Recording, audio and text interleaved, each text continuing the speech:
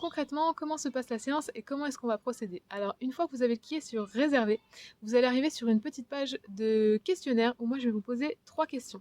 La première question, c'est quel est le nom de votre animal et quel type d'animal c'est? Est-ce que c'est un chien, un chat, un cheval, un serpent, un poisson? Évidemment, tous nos amis les animaux sont les bienvenus.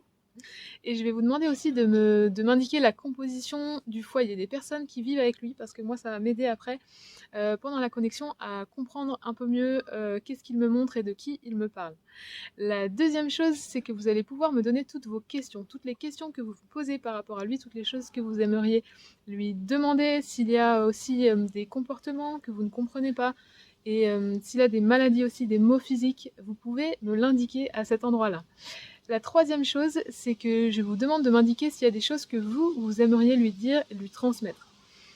Ça pourrait être par exemple si vous prévoyez de déménager, ou si il va y avoir un nouvel arrivant dans la famille, ou si vous prévoyez de partir en voyage et de vous absenter. En fait, toutes ces choses-là, ça peut être très intéressant pour lui, pour comprendre ce qui se passe et pour lui permettre de vivre ces événements-là avec beaucoup plus de facilité et de fluidité.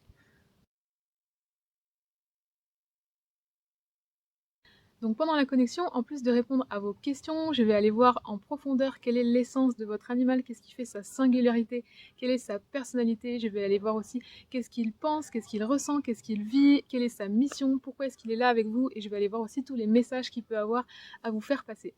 Ensuite, je vais aller voir comment circule l'énergie dans son corps, pour voir si éventuellement il peut y avoir des blocages. S'il y a des blocages, quelle est la source, d'où ça vient et comment est-ce qu'on peut faire pour les débloquer. Il faut savoir que très souvent, les maladies de nos animaux ainsi que leurs comportements qui peuvent nous sembler étranges, en fait, sont juste des messages pour eux. C'est le seul moyen qu'ils ont trouvé pour nous faire passer leur message, donc on va aller voir ça. Les animaux ont tendance à somatiser dans leur corps des blocages qu'ils voient chez leurs gardiens. Donc ça, c'est des choses qui ressortent aussi très souvent dans les connexions. C'est qu'ils viennent montrer à leurs gardiens certains blocages qu'ils ont dont ils ne sont pas conscients. Donc ça nous mène très souvent, nous humains, à avoir de grandes prises de conscience, à comprendre des choses sur nous-mêmes, à avoir aussi des révélations sur certains de nos potentiels qu'on n'utilise pas. Donc ça peut paraître dérangeant si on n'a pas envie de changer nos habitudes, mais c'est aussi une formidable opportunité d'avancer vers une vie plus harmonieuse, plus juste, plus équilibrée pour nous et plus de bonheur. Il faut savoir que le simple fait pour l'animal de faire passer ses messages, ça agit déjà comme un soin pour lui, parce que c'est un grand soulagement pour lui de savoir qu'il va être entendu et que ses gardiens vont entendre ses messages. Et en fait, moi, tout au long de la connexion, je sens l'énergie de l'animal qui bouge, qui se transforme, qui change, et pour arriver souvent à la fin de la connexion à quelque chose de beaucoup plus léger et beaucoup plus agréable. Donc moi, je propose aussi un petit soin à l'animal pendant la connexion ou après la connexion, si je sens qu'il en a besoin, que ça peut l'aider, et s'il me dit qu'il est d'accord et qu'il en a envie. En fait, c'est simplement un soin qui va lui permettre de retrouver plus rapidement son équilibre naturel à lui, de refaire circuler l'énergie dans son corps pour un bien-être bien-être plus rapide pour lui.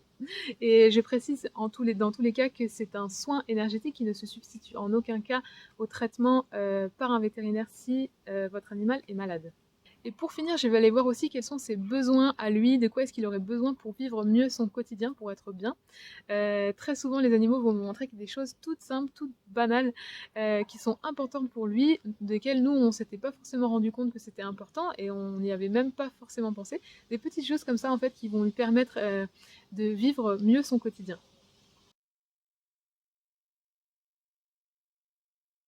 Donc moi, je fais aussi des connexions avec les animaux qui sont décédés, parce qu'il faut savoir que les animaux, même s'ils ne sont plus incarnés avec nous, ils continuent à exister en tant qu'énergie. Et bien souvent, on va se rendre compte qu'ils continuent à être avec nous dans le monde invisible, à nous guider et à avoir envie de nous montrer plein de choses. Et eux, ils sont super contents en plus qu'on se connecte à eux à ce moment-là. Et ils ont encore plein de messages à nous transmettre.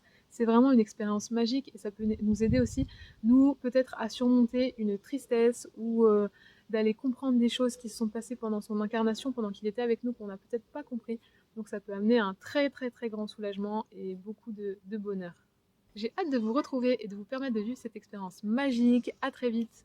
Bye bye.